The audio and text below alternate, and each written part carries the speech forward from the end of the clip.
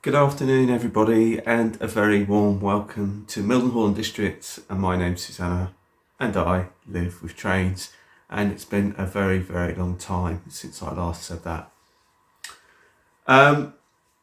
So what are you going to get in this video? Well, in this video I'm just going to spend a little bit of time, just have a quick explanation as to why I haven't been around, and then we're going to have a look at what's been going on at this main part of the layout in the living area, in order to keep the video, I say it a short length, but it's not going to be short, but just to the bits that have changed and to the point. And we'll see how we get on, because if we do well, then maybe I'll get on and show you a few new bits as well and talk to you about those as well. So firstly, welcome to 2025. And we're at the end of March, and this is my first video, so nearly 4 months away from YouTube. Now,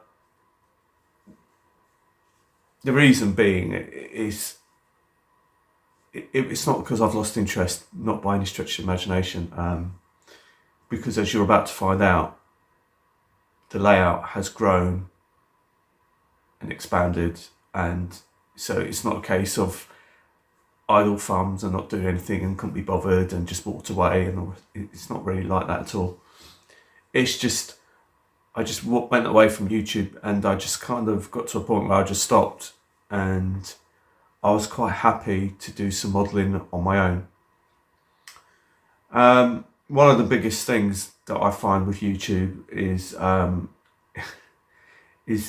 I'm one of those people that when I record my videos, I like to watch them back and edit them accordingly before I put them out onto YouTube for you guys to view.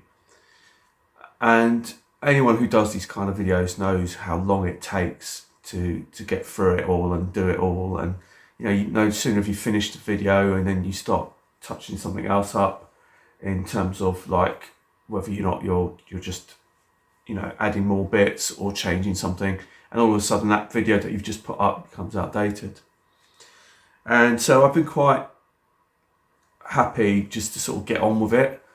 And also I've also just been running it, because the layout as a whole still hasn't been run this year from back to front. It hasn't run this year at all, because all I've been doing this year is basically working on this front end, and all I've been doing is basically testing the track configuration that I have here at the front to make sure that the front end is fine and to my liking. So I'm going to be off for a week from next week onwards, and I'm hoping to have the whole layout set up as a whole. I did have my good friend Dave come over, also known as Rails, and he came over to visit me on Sunday, and he had a little bit of a play on the Heritage Line. The Heritage Line has been running and been up and running for about 2 months. Well, sorry, since the beginning of the year, really. It's just from its initial stages, as I'll explain to you as we come round to showing it to you, the actual track configuration, and indeed the track configuration in this main portion here, has also changed slightly from what I was initially intending. So without further ado, we'll go and have a look at the main layout, and then we'll crack on with the first look at the Heritage Line. So the first thing to sort of look at is the fact that I've actually painted the wall.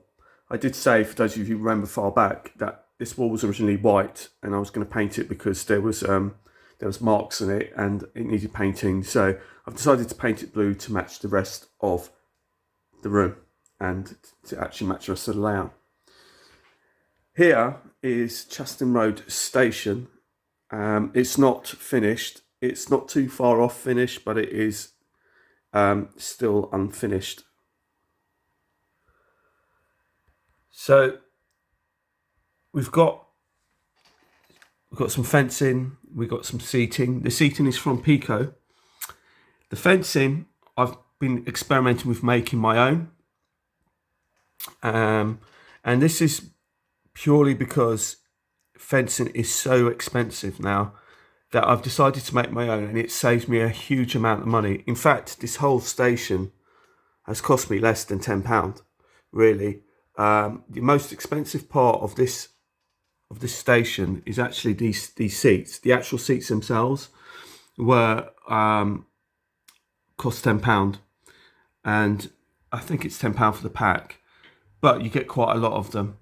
And these are the Pico ones. They're like little mini kits that you can put together, and that's the most expensive part of this station, because the foam board, literally, it spares.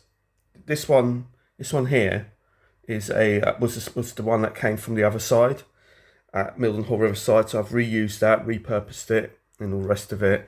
The fencing is scrap card, and that I've done. I've reused all the station nameplates and billboards and stuff. I had spares which I'd reprinted off from before. The actual destination boards are also reprints from what I had before, and they're mounted on toothpicks.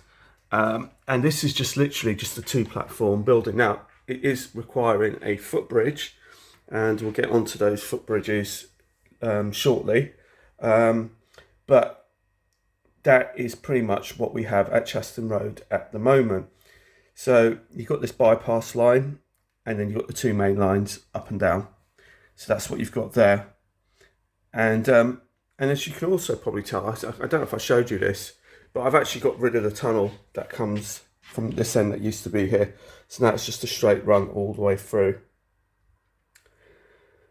So, and one of the reasons for building these kind of platforms, honestly, it's really easy to make your own modern style platforms and station buildings. You don't need to go to West Hill Wagon Works if you don't want to, if you can't afford their prices. The reason why I never bought theirs is because it's just too expensive.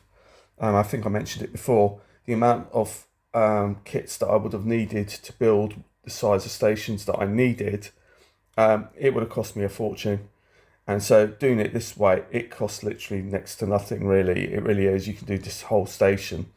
If you start from scratch without having all the materials, you could probably do it for about, under 20 quid or something like that, probably. And the thing is with foam board, if you get a big enough piece, you might have enough to do another station, which is exactly what happened. But I should get onto that afterwards. But yeah, I used foam board, paints that I had, literally scrap card. Like I said, all the details, the billboards and everything I already had from before, which I saved and reprinted.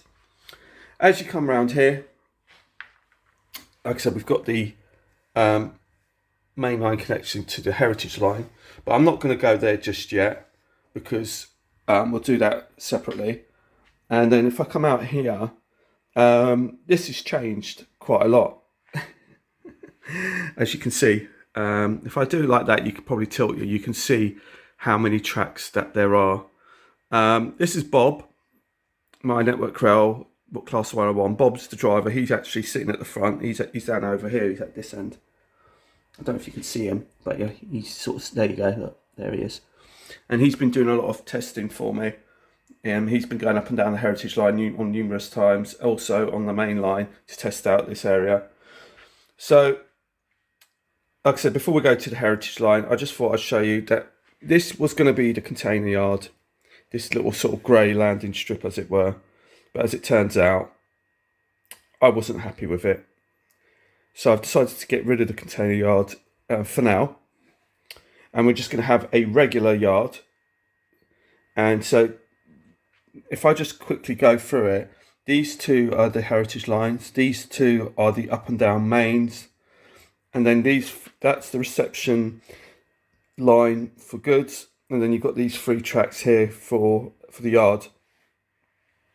And I think it looks better like this, and it works out a lot better, and it gives me a lot more storage. And I think it looks so much better. And as you can see, it means that I've had to spend money on some more additional track work. Also, I've managed to get myself some points.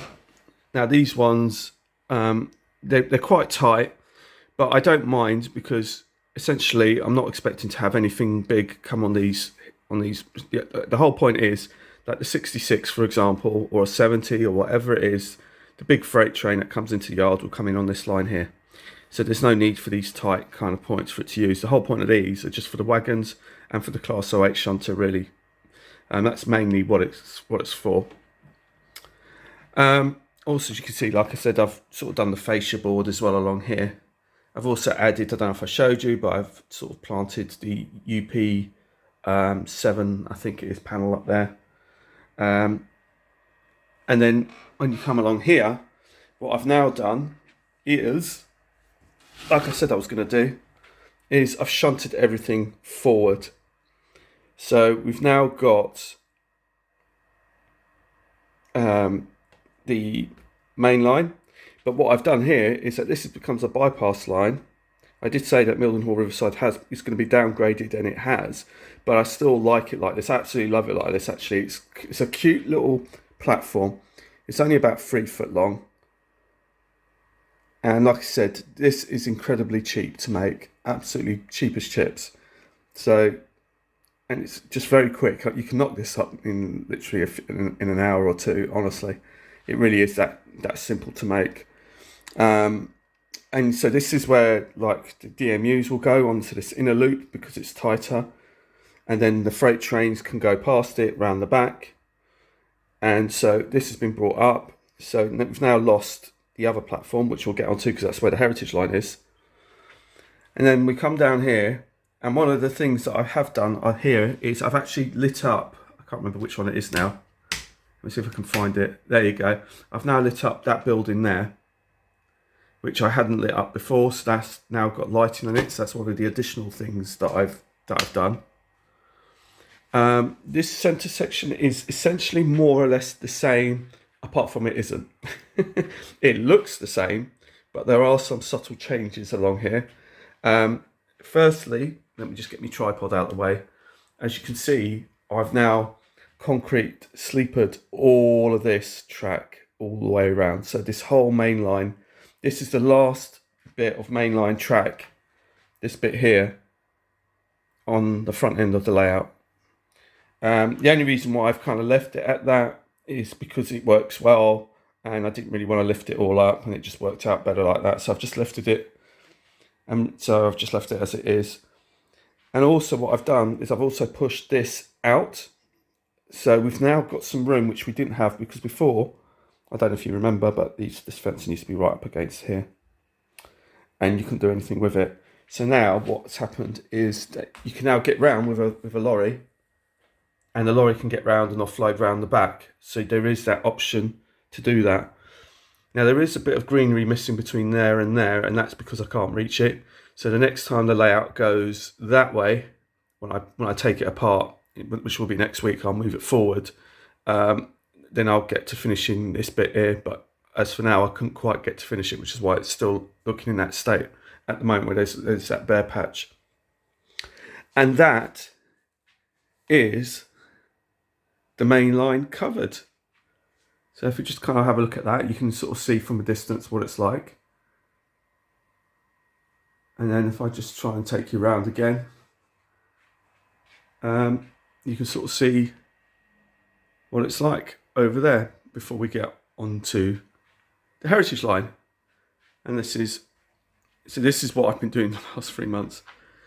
Is testing and building, and testing and building. But it all works well. So I'm really pleased with how this has been going.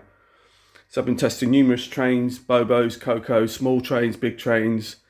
So yeah, it now looks really, really nice. So now we come to the heritage line. Now, the heritage line, like I said, is actually there. It runs, and we've now got the track plan that I want. And I did a lot of research for my heritage line, and what I will do is at the end of this, I think I've got a playlist, and I'm going to try and put it at the end where you can click on the playlist. And basically, it's a playlist of cab ride videos of various heritage lines. And I've been watching loads of them, loads. And what I've done, which if you're considering doing a heritage line yourself, or you've got one and you kind of want to do more with it, I'll give you how I went about it. I'm not saying, I'll give you some tips, but you don't have to follow them. It's entirely up to yourself what you do with the information and whether you're even interested. Because what I was doing is I was watching, and it kind of snowballs like with YouTube. Because YouTube always kind of snowballs. It's like you watch something and then all of a sudden, because you've watched that particular video, it then recommends another video related to the video you've just watched. So as I've been watching these heritage videos, cab ride videos, others have been recommended, suggested or whatever. And some I've searched out. And what I've been doing is, as I've been watching these videos, I've got a notepad, and it's almost like being at school. It's like homework. You know, I've been watching these videos and I've been making notes as I've been watching these videos. And what I've been doing is literally writing everything down that I would like to see on my layout. And this could be stuff like infrastructure, it could be track work, it could be anything to do with like rolling stock and stuff like that. And it's just, so what I've been doing, and even procedures. And as I've been watching these videos, I've been making notes of what I'd like to find and put onto my layout, onto my heritage line. And I found that really, really useful thing to do, because at the end of it, I had a whole heap of things that I wanted to include on my heritage line. And some I can and others I can't. And these are the choices that I have to make and compromise, especially as railway modelers. We all know that sometimes space is a bit of a constraint. And so sometimes things don't quite work out. And you say, as much as I'd like to have this, I've just got nowhere to put it, so I can't. And so as you go through that list, you start to work out and thin down and shortlist all the stuff that you actually want to include on the layout. And through the course of my research, and like I said, if you watch these videos that I've put on the playlist, you'll realise that not all heritage lines are created equal. And there are some heritage lines that I've watched that look like they're waiting for the National Lottery to give them a grant, to give them a helping hand, because some of them look quite, I won't say derelict, but they look like they could do with some TLC. And then there's others where you look at them and it's all like pristine, there's nicely planted flowers, it's all nicely painted, it's nicely presented. And this is all stuff that, as I've been watching these videos, I've been learning. And to be honest, I mean, I love both. I love the ones that need TLC, as well as the ones that are really gleaming and pristine, because from the point of view of the TLC ones, that need some a little bit of tender loving care, as it were, for those of you who don't, you know, there's a lot of character. When you see some of the track work and you think, oh God, this track work looks awful, you know, it looks like, but that's part of it. And whereas others, you know, the track work's absolutely immaculate and all the rest of it. And, you know, and so there was things to take away from each of these videos. And some of the ones, and some of the stuff that I've included on my railway have been through some of my visits to some of these heritage railways. And I am going on some more this year. I did say last year I was planning on doing some more, and this year I am. I've got the time off to go to Keighley and Worth Diesel Gala in June. Whether I make it or not, I don't know. But I have got the time off for it. I think it's next weekend is the Princess Risborough and Chinna Diesel Gala, which, from what I've seen, the locos that are going to be there are going to be ace. So I really, really want to go. I believe there's going to be a 47 in Network South East, which hasn't run for a long, long time. 47715 Haymarket. There's also going to be a 31 there, I believe. Also, I think the East Lancs have sent their 50 over. So I haven't ridden behind that one. So that'd be nice to get a ride behind that without me necessarily having to go to the East Lancs Railway, although I would still like to go. And then there's a number of other diesel galas that I've kind of got on my calendar to kind of do. How many I get through, I don't know. And so some of the things that I've experienced, I've brought forward onto my own railway, and I'm now going to show you in more detail my heritage railway, the Mildenhall Heritage Railway. That's what it's called. So let's go and have a look.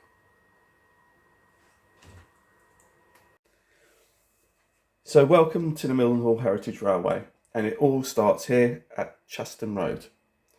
So as you can see, this is Chaston Road Mainline station, and there is a connection off at the back there on that loop, which will allow you to connect to the Heritage Line. That's the only connection between the two.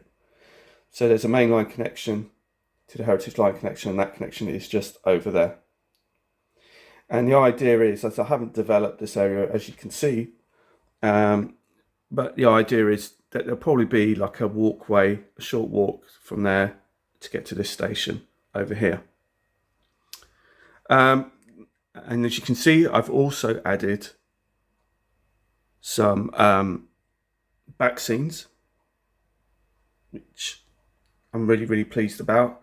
I wasn't quite sure when I bought it. The reason why I bought this back scene, because it reminded me, and again, this is shades of my visit to the Bluebell Railway, that I wanted to have this contrast between having the Heritage Railway and making sure that people knew that this was a modern layout.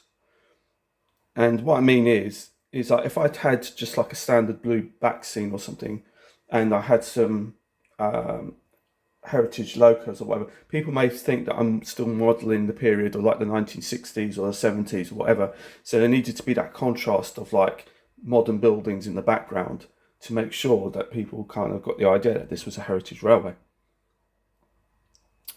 And I was also experimenting with fencing yet again. This is more of my own homemade fencing. So like I said previously, fencing doesn't come cheap.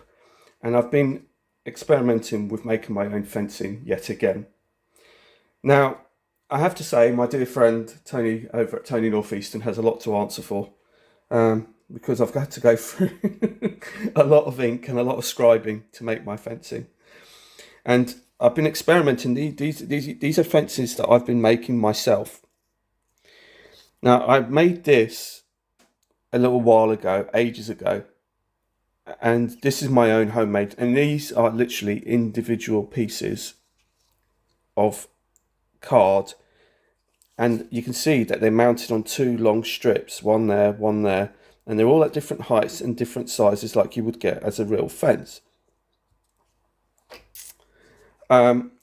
This is kind of a take on my Southern Region fencing that you can buy from Ratio, I think it is, and again it costs so much money.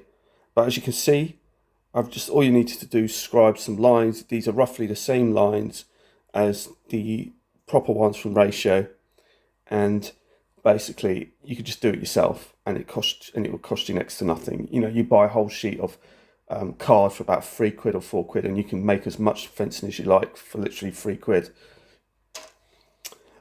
This is a take on. That's a take on this one here.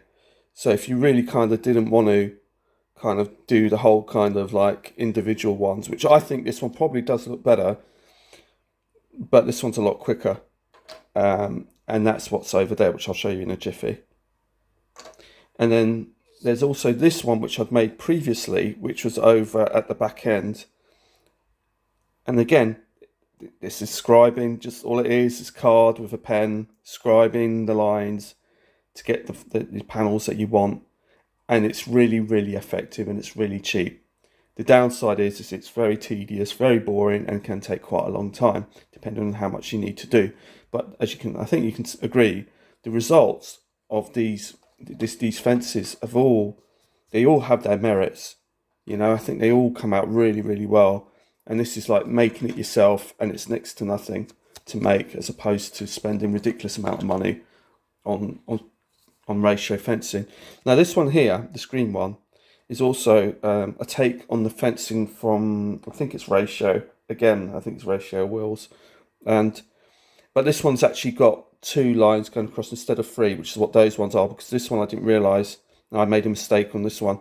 And I also wanted to experiment with the green, because I was going to sort of see whether or not I was going to paint it in the green, but I decided against it and I went with the cream. And that is what that looks like. And I'm just going to take you off the tripod. Actually, let me just give you a kind of little flyby. So what I've done with that, and there's a little gap between here and the back seam, because there is actually like a footpath that runs around the back, as you can probably tell, and then the footpath goes around the back, and then as you go towards the station, there's a little gap here, a little cut through, so you can come into the station this way. And to make sure that the station is in the right place all the time, what I did is I took some matchsticks, mere matchsticks again. If I sort of lift this off, you can see that I created this footprint of matchsticks and drew this outline. And then all you have to do then, if I just move this out of the way for a minute, is literally just slide this in, and there you go, it will butt up against the matchsticks, and it will always be in the same place every single time. And it's the same with this one here. You can see the outline of the matchsticks.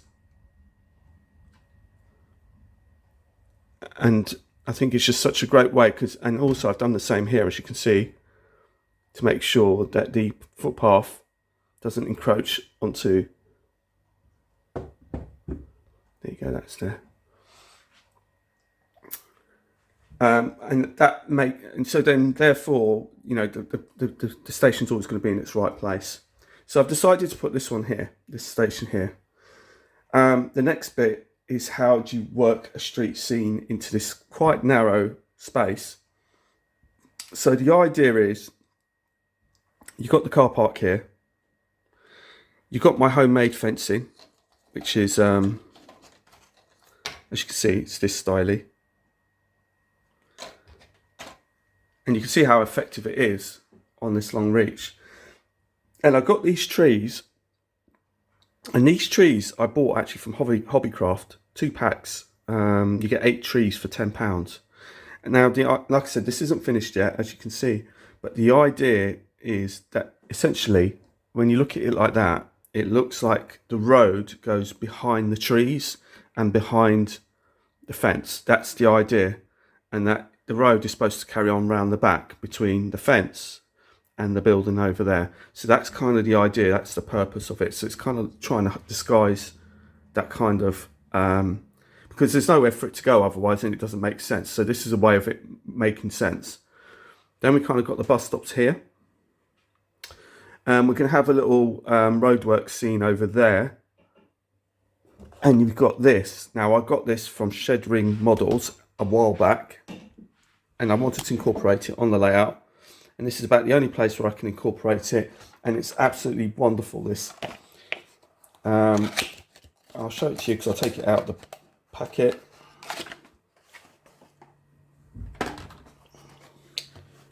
This is what you get with it, and I think you get some cones as well. I haven't actually, I think I took the cones out. Oh no, the cones are there, look. You can see the cones. The Portaloo, I just put in there just as not to lose it. But if you're doing a little sort of roadwork scene, look at this. It's even got the little arrows there, which I think looks absolutely brilliant. This does. So I'm going to incorporate that over there into my. I think it must be the other way. Or is it this way? Oh no, it's this way. All right, so yeah. And there you go. You've got the kind of IBC tanks, I think, on the back of it, and all the rest of it. So it's a Mitsubishi Fuso, and like I said, I got this from Shed Ring Models. I don't know if they still do it, but if you want to create a bit of a roadwork scene, that's where you'd kind of get that from. Now, I'm making a bit of a dog's dinner out of this, I'm afraid. So that's why that's there, sitting at the back there as a reminder. And then we've got these two trees at the back here, which again is to act as a scenic blocker, which I think you agree, between the signal box and the trees, it looks like the road comes from behind. And I think that works really, really, really well. Now we move further along the line.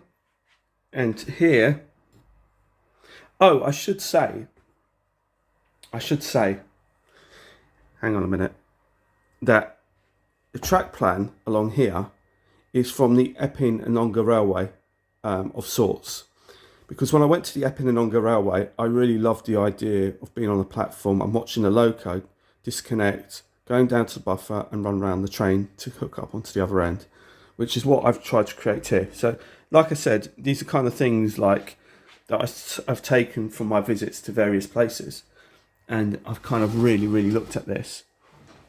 Now, if I look at here, where the HSTs are, there's actually a stabling line along there. Now, one of the things I realised is it's very narrow along here. I don't have enough places for stabling locomotives, and so I wanted to kind of put this down here. So for now, I've just sort of left these two HSTs plus those two wagons over there. This HST has actually been a bit of a labour of love. It's been a bit of a project of mine. I saw McKinley.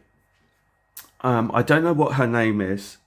It's a lovely lady, and she did a video on. Actually, funnily enough, it wasn't to do with this. It was actually to do with renumbering locomotives. But as part of the video, she had done this effect on how you can basically fade out locos, and it was something that I really wanted to do because Richard over at Everard Junction many years ago did a video on weathering locomotives,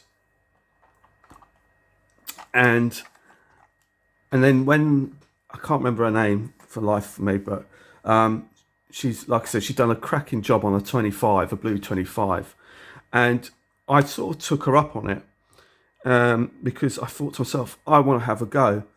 This is an old Lima shell, but it's actually on a Hornby Railroad chassis. It's kind of a bit of a Frankenstein. But what I noticed was that on the old Plymouth Railway, Plymouth Valley Railway, they had a HST which they brought in, and it looked very, very rough indeed. And this is kind of what I decided to go with. I wanted to sort of have one that was kind of like looking really, really rough, that really needed some rescuing. And so this one is kind of like been faded out, but I didn't use the techniques that that she used on her video because she was using oil-based paint, and she was saying about how you should use oil-based paint. But what I did take from her was the colours she was using, how she went about it, and I tried it with acrylics, and this is the result. And I'm absolutely over the moon with it because this thing looks really, really beat up. But what else are you going to do with an old locomotive? I mean, if you try and sell a second-hand Lima HST, they'll probably give you next to nothing for it. Instead, you could just do something with it. Now, all of these patches are just to do with patches that I've seen on this. You see, it's various patchwork and all the rest of it on it, and various shades on it, and how beat up it looks, and all the rest of it, and it needs repair. And it was just taken from photographs that I saw this HST on the Plymouth Valley Railway. And I thought, I want to give this a go and see how it looks. The other HST is in slightly better shape. And this is the one that I've used for hauling around and using it for drags. And that's why I've had the front cut out of it. So you can still drag it around. It can still be dragged around. And it's in better condition than the other one.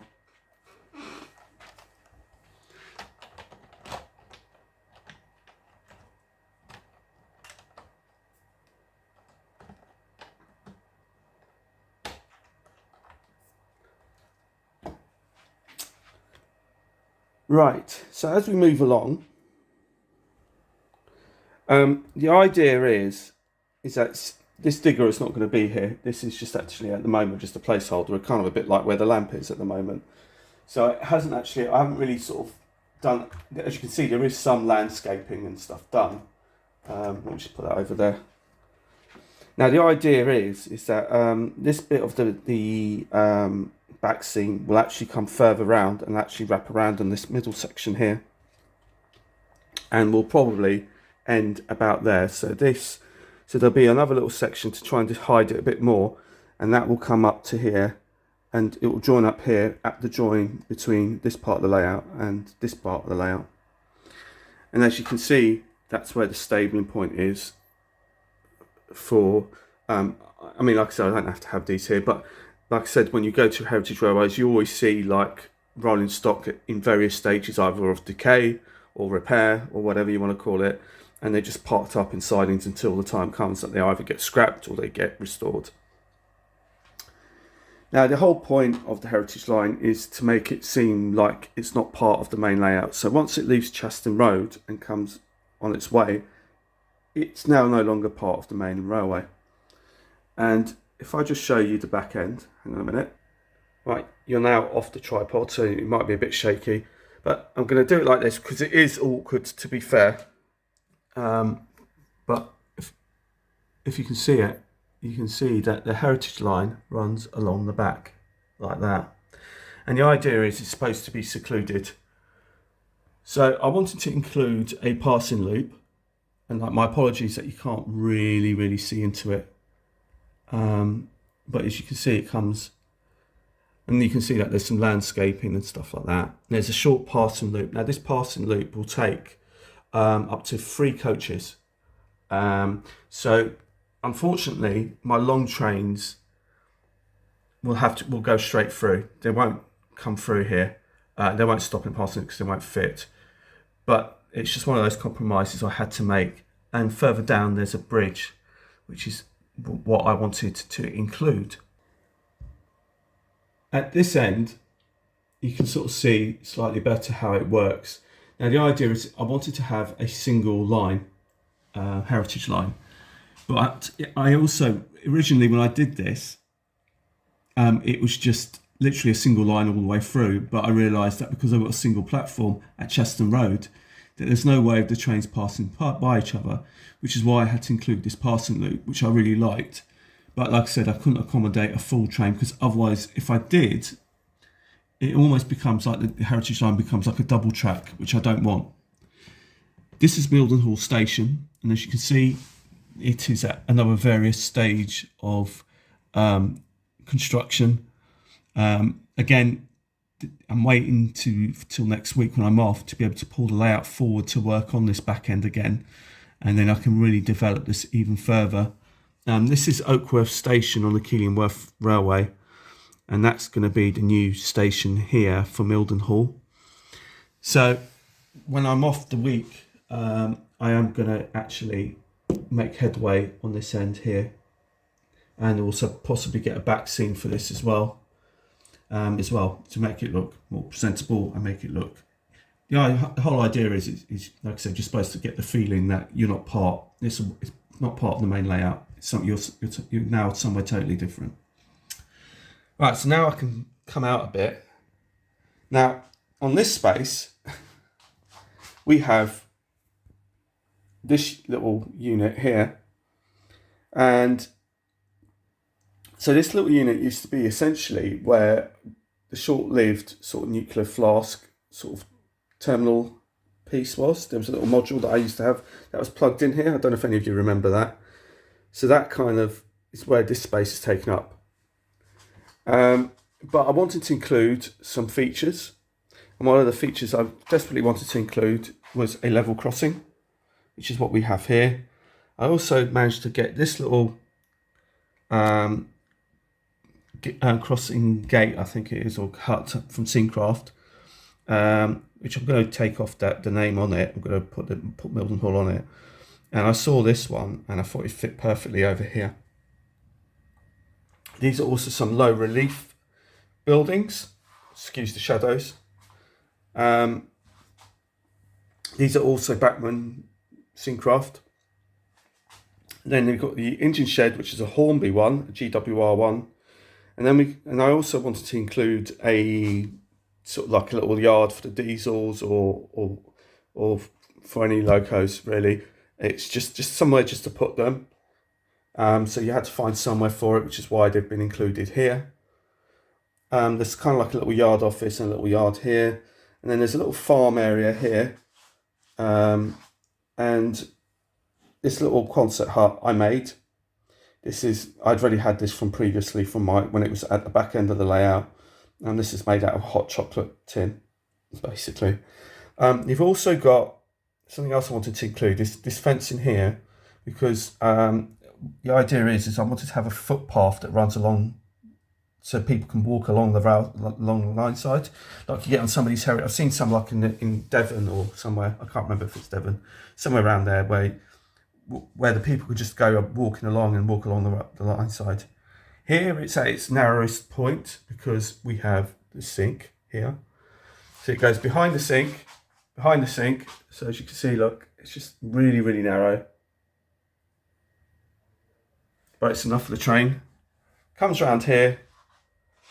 And then you start coming into its final stop, which is Oddington, which is probably the most complete part of the heritage line. We're still working on it. I've got this signal box here, but I'm not sure if I'm liking it here and whether I'm going to still swap it with the one that's over at Chaston Road. Originally, when I did this, what this was like I said, I wasn't sure of the track plan. I wasn't sure how I was going to create the woodwork. I really didn't know how I was going to do it. So I was just playing around, and originally it was just going to be the line just going into two, and then it was going to be a crossover at the end so the trains can run around the train and come back on itself like at Chaston Road. However, what happened is that the coaches here would be further back, more on this bend, so when the train came round it wouldn't couple properly. So I decided to do away with that, and I decided to make it such that you just have to just back onto there. But I needed a stabling point. So the idea is that when this train goes out, the loco at the front end can come out here behind the sink and then come back onto the stabling point, waiting for the next train to come in, and then it can do the same again. Oddington has 3 platforms, and there it is. And as you can see, I've got some stock here, and we've got a footbridge, which we'll come back to shortly, and then we have Oddington Station as it is right now, which I'm really, really pleased with. And like I said, this is the Bluebell Railway set, and I wanted to kind of give the flavour and the feel of what I saw at Kingscote Station, both inside and out. The only thing I haven't added is the canopy, because that's quite fragile. So when I'm ready to do that, I will do that. And once again, what I've done is I've used the matchsticks to map it out, to make sure that none of these buildings will move. They're all secured. Like I said, they just sort of like, it's like a jigsaw puzzle. As you can see, the matchsticks just guide the buildings into place. And it just goes into there. And then this one goes into there. And it's all quite a snug fit, but it all does fit together. This bus here, I got off of eBay, and it kind of reminds me of a shot that I saw on the internet. And if I can remember, I'll attach it onto the screen. And I was just trying to recreate it. I thought it looks absolutely brilliant. This one here, the low line, which is the decker on the left, that is an older shot on district bus. We see it around here quite a lot when we do kind of like specials. You know, like when we've got the model railway exhibition, sometimes they run to and from the railway station to the exhibition. They've also done it at Basingstoke, where they've taken the bus up to Basingstoke and picked up the passengers from the railway station and taken them to the school. The Guy GS, which is a single decker here, is marked up for East Grinstead, which is basically this part of the world where the Bluebell Railway is. So I thought it was very appropriate to have it, and I've always liked the idea of these GS these GS buses. I always just think they look great. I also like the RFs as well. I did have one, but again, this is kind of like a low relief road along here, and this is where it all finishes. So that's a little guided tour of Oddington Station and the Heritage Line, Mildenhall Heritage Railway. Here is one of my newbies. This is a class 47, and it is the railroad range with TXS sound.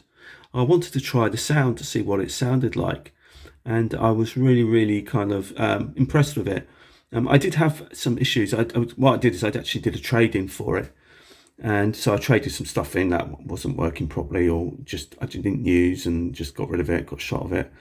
And I wanted to have a go at this, but this one did have its own issues. I got it, and basically it worked fine, but it didn't. If you know what I mean. It kept stuttering and spluttering, and I was like, why is it always...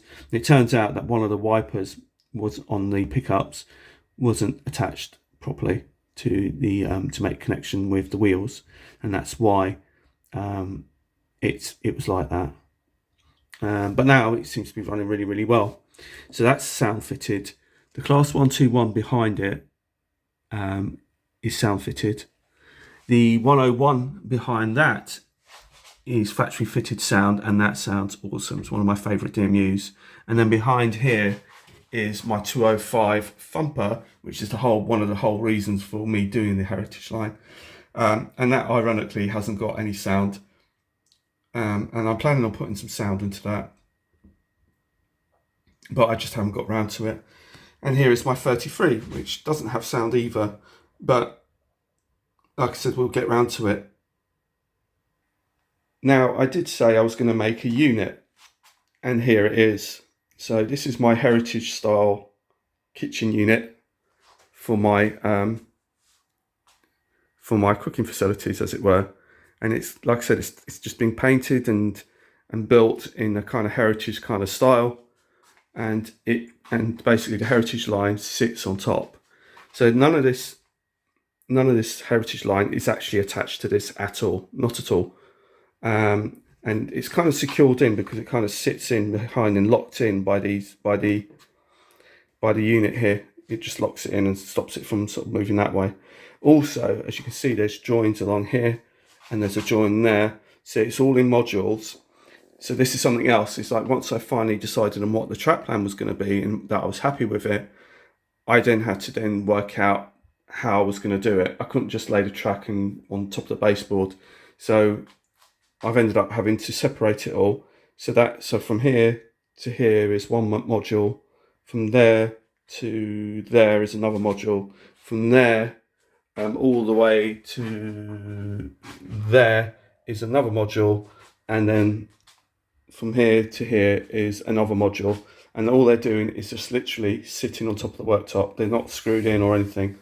And then you can see that I've done all the fascia work for it, and also they're pegged in to stop them from moving this way. So they're all pegged in. So there's a dowel that plugs into onto the other end, and that stops it from moving this way, so the tracks don't move. So it's all plugged in and pegged in together. And like I said, it's got quick release connectors on it, so they can be disconnected really quickly, and it won't damage the worktop or anything like that. So before I go, and you're in my kitchen now, and it's a bit further back, and as you can see, you have my sort of decorated posters and my semaphores. I shall be, as I'm visiting Heritage Line, taking photographs, and these photographs will eventually be ending up on the walls. So to really give it a kind of feel of, well, the Mildenhall Heritage Railway and all the other railways that have inspired this railway to exist. Now, before I go, I don't know how long this video is going for, so my apologies if it's a bit long. I wanted to say a massive thank you to someone very special. And that somebody is Gary over at Cheeky Tech. I've known Gary for years, and he's an absolutely amazing guy, and I'm very fortunate to have him as a friend. And he's done so much for me, and I'm very lucky to have him as a dear friend of mine, who I see quite regularly. And the reason he's done quite a bit for me. Now, he came over and he gave me this, and this is, like I said, his Cheeky Tech coaster, which is absolutely brilliant. But not only did he do that, but previously he'd also done me some of these, and these are like ground lever frames, which he created via the 3D printer that he has. And I'm very, very grateful for that. Not only that, he's recently taken up laser cutting, and he's been doing some things that you can see on his channel for his own layout. And because we're friends and we're discussing each other's layouts and things like that, I was explaining to him about some things that I would like for the layout myself, but I wasn't quite sure. I was just basically floating opinions and ideas with him. And he came across and said that he could do what I wanted. And he wanted to, and I wanted a footbridge. And he came up with this. This is his design, and he kindly did this for me, and I'm extremely, extremely grateful for it. I've painted it. So it didn't come painted, it came in its laser, in its wooden state, I should say. And I've painted this myself. And I think you can see that it's absolutely exquisite, the work that he's done and the effort that he's done to create this footbridge. And I am extremely grateful to Gary for doing that for me, and also his friendship. He's also, as I did mention before, about Chaston Road that needed a footbridge. He's actually in the process of creating another footbridge for me for Chaston Road. So I'm looking forward to seeing what he comes up with. He's floated some ideas with me, and like I said, I'm so looking forward to that. And hopefully, and it will make such a presence on the railway. And it's really nice because it's nice to have that on the layout, that people have contributed towards my railway. And also, you know, his friendship means an awful lot. And we actually went to the Autumn Model Railway exhibition together, and we also did another one, I think in Portsmouth or something, I think we went to a few weeks ago. So Gary, once again, if you're watching, thank you so much for your friendship, like I said, and also for doing the footbridge for me. And I look forward to the other footbridge. So I'm like really, really pleased with that. And so there you go. That's the guided tour of the Mildenhall Heritage Railway. It's about I think it's about 40 feet or 45 feet from one end to the other. It's basically a giant C shape, NU, whatever you want to call it. So it's kind of, it really does, it's what I wanted. I mean, it's been a long time coming to get here, because I didn't think it was going to take this long to build it. And it's still under construction. But as progress happens, I will keep you posted. So until the next time, my name's Susanna, and I live with trains, and thank you so much for watching my videos, your support, staying tuned, and I really, really appreciate it. So until next time, bye for now. Bye-bye.